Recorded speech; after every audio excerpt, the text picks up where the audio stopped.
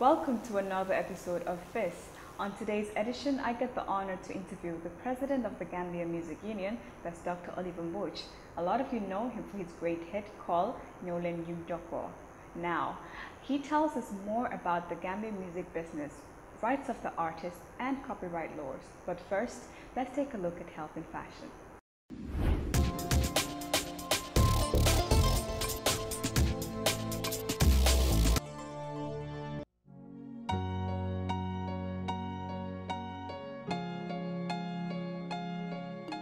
Hair dye. While ditching your hair dye may seem like a scary prospect, continuing to colour your hair could have an even more frightening result.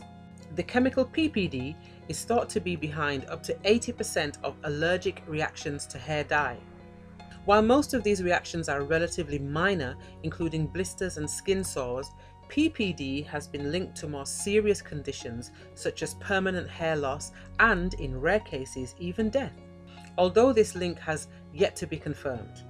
As allergies to PPD can develop at any time, it is important to perform a patch test every time you colour your hair. It may also be worth swapping to safer chemical-free or washout dyes. Smart Spaces, your real estate experts making all your housing dreams come true. We are getting bigger and even better.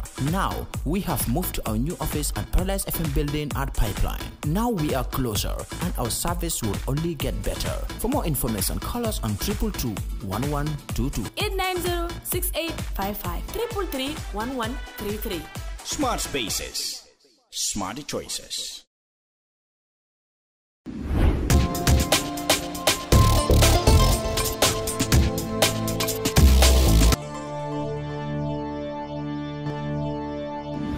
Welcome back from Health and Fashion.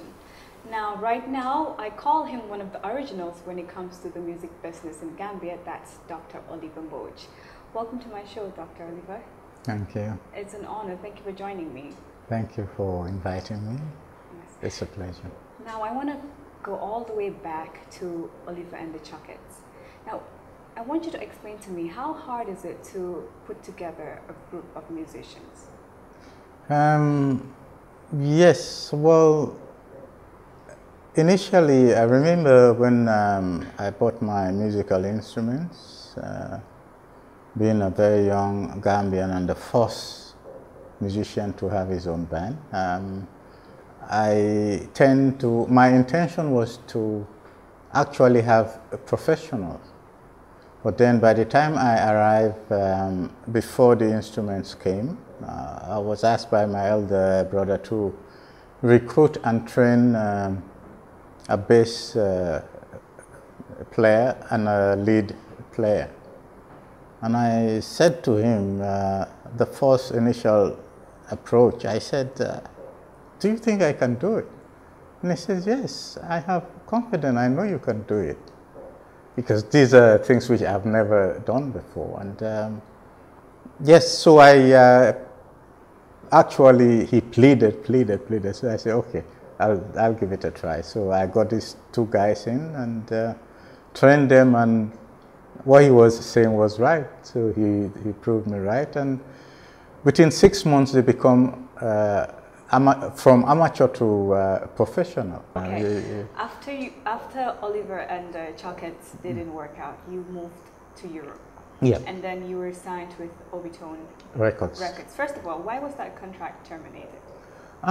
Yes, I would say, to be honest, I was inexperienced with signing on of contracts, because to be a professional musician signed by a record label in Europe, it takes a great deal, and I must admit, people were valuing me high, but I myself, I never thought that I was a great professional or musician, because what happened was, when I went back to England, I then met one of Super Eagles members who left them while they traveled to London. And so we got together, and I'm the one who actually met him and talked to him that how can we get together and start to perform. So we did, so he said, yes, it's all right. And so within no time, we've got, we rehearsed a few songs, and we went to, I don't know for what reason, I said to him, let's take a walk down to this place. I think it was not South London. Because we used to heard about that company, so we just took the chance and went there to see the producer, the owner, and luckily we did not see him the first approach, but then asked to come back, which we did, and then saw him, and he said to us, what have you got? So we gave him a demo of, I think it was about 2 or 3 songs we did, and the guy said, wow, this is good, can you come into the studio next week, will you be able to? I said, so we say yes, but he said for the meantime, can we sign a contract and things like that? So we say yes.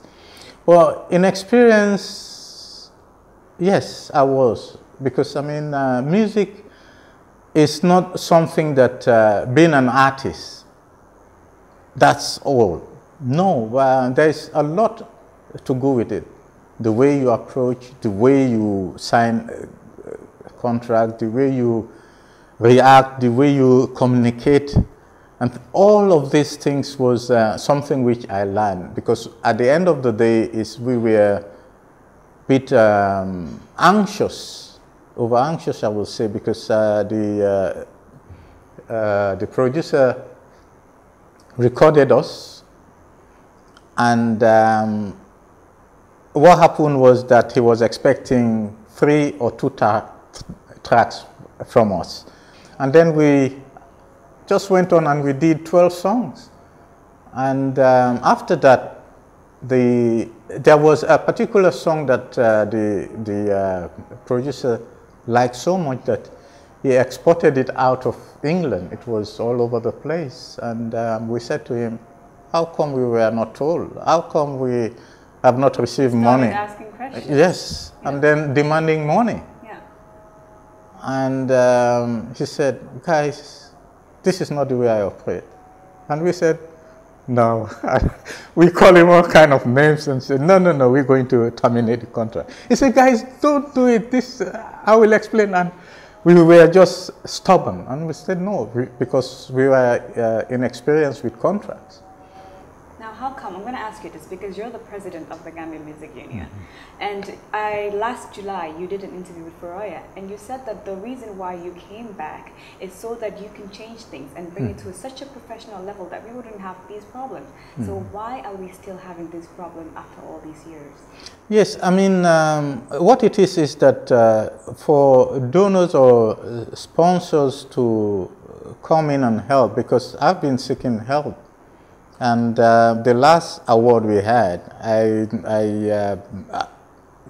repeated myself that we will definitely need a professional studio, because with the level in which we have gone now into the world music arena, it's of a high standard. But the quality, I think we need to work on. And I mean, to have a professional studio is not a chicken change. It is expensive, definitely expensive. What are you doing and the NCAC doing and any other board that is responsible for music in the Gambia to make sure we have these funds? Because we've seen so many companies raise funds, and it's not easy. I'm not saying it's easy, but they have achieved their goal. Exactly. So why are we waiting for this one goal to be achieved? Yes, and this is a good questions which I've been asking myself even the past days, and I've been saying to myself, I cannot believe that I was expecting, because what happened was I came on 2 weeks holiday, 2009. And within that period, the way I saw the music was going, something was saying inside of me that, hey, if you don't come back home and do something, at least with all this knowledge you have, it will be, I mean, wicked, unjustifiable of you not to come in and help, because you have got a vast knowledge which God has given you. And if something should happen to you now, I will never forget give myself. And what it is that we are lacking of people who are employed in certain areas to actually contribute to help. Because now I'm realizing that why Europe is well ahead of us, why we are still lagging. Let's go even closer to home, Nigeria. Yes. What it is I find people who are placed in certain jobs are not active enough, and so as to not actually initiating us to actually work to safeguard our natural resources, our property and things like this. Because when this is a good question. The fact is, for Africans to come together, it's as if, I don't know, and we cannot move forward, we cannot develop ourselves. Let's forget about it. Let me stop you there. Yeah. Some people might say that the older generation, the older crowd in power now, are the one actually hindering this progress that you ask for. Because I know a number of young people that actually have the knowledge and the will to actually put in work. But if they're not fleshed out, if they're not giving this platform an opportunity, how do we actually get this business to work without putting the right people in power? This is a difficult question, because I've started saying so many things which are not right. And like I say, is institution that could have helped, they seek funding for other aspects of within the same circle. But instead of making sure that, for example, the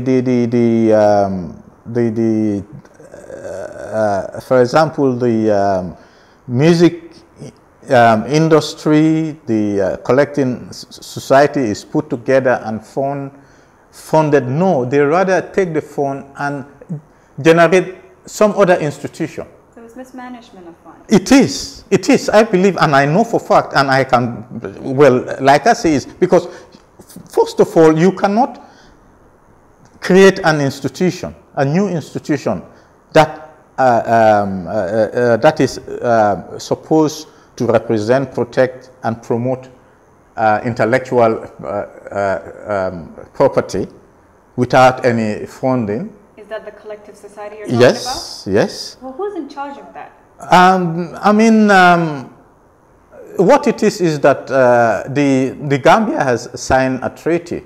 This was since 1912, when we were colonized. But then when our new leader took over, these treaty were revised and passed back into Parliament, because we now have our independence and things like this. But then what it is that we must have people who are qualified. What I see is that we tend to employ people just for their certificates and degrees. And this does not happen in Europe. You must have some kind of experience. This is what they go for. For example, if you're going to appoint a director, you must make sure that that director provides a sort of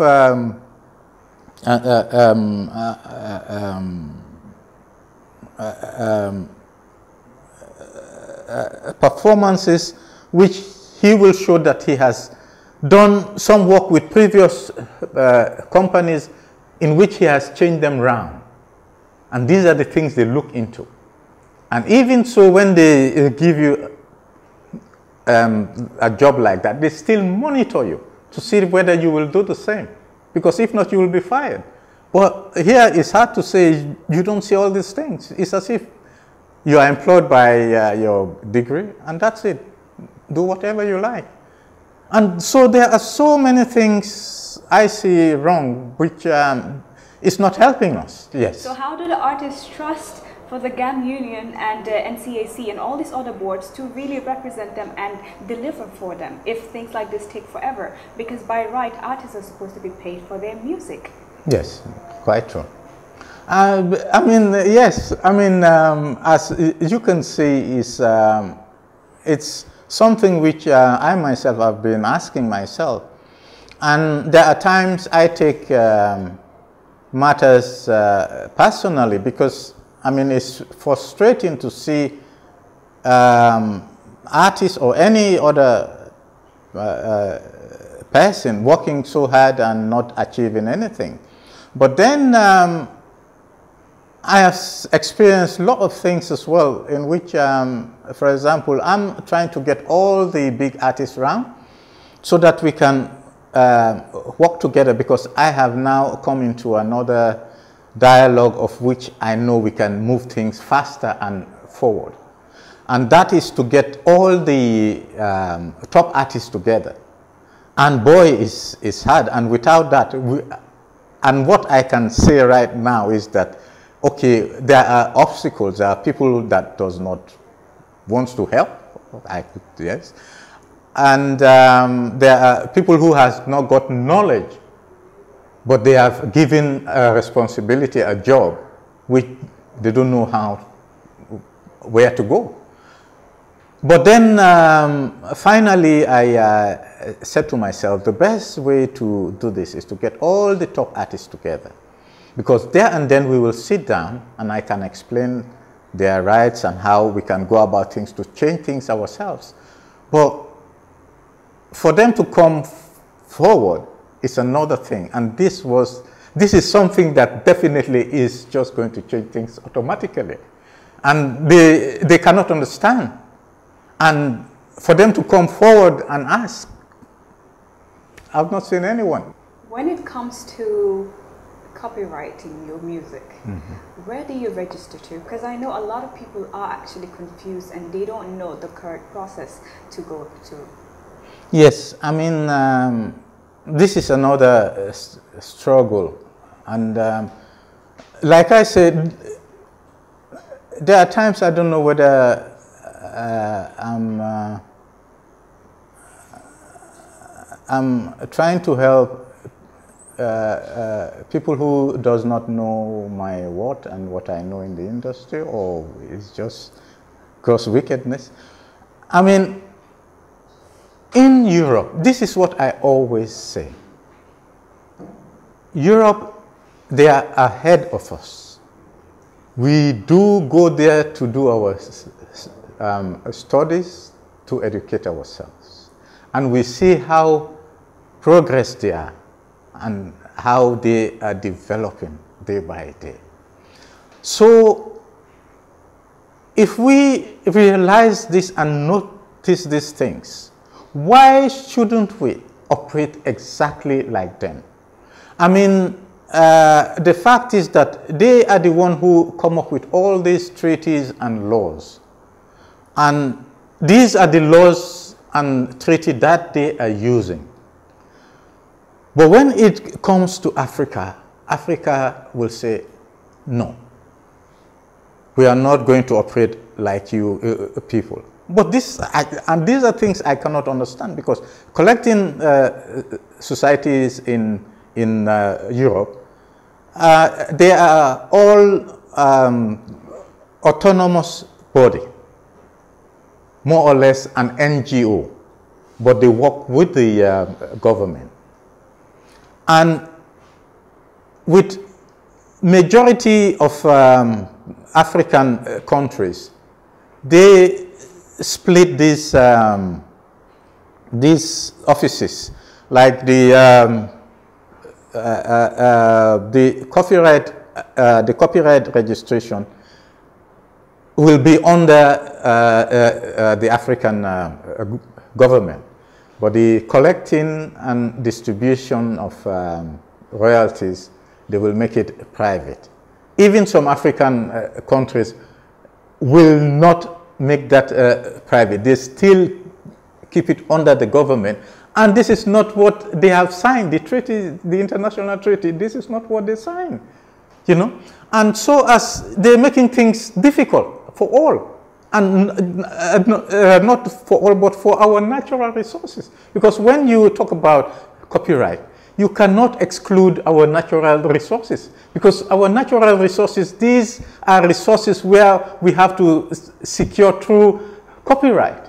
When the person or the institution responsible for implementing these laws do not do it, what's next? Like, who else can you go to make sure they answer to some? So I have some questions to answer to. This is what I find baffling. And this was when I started actually saying that I think as soon as the collecting society start to operate, I will make sure that the individual is taken to court and not the institution. Can an artist actually take an individual or an institution? The collecting society, well, we are mandated, both the collecting society and the Copyright Office. So as a matter of fact, the Collecting Society Office is also mandated to represent, promote and protect. Well, I wish you all the best and thank you very much. Thank you very much. That was Dr. Oliver Mboch. Coming up next is Lubez.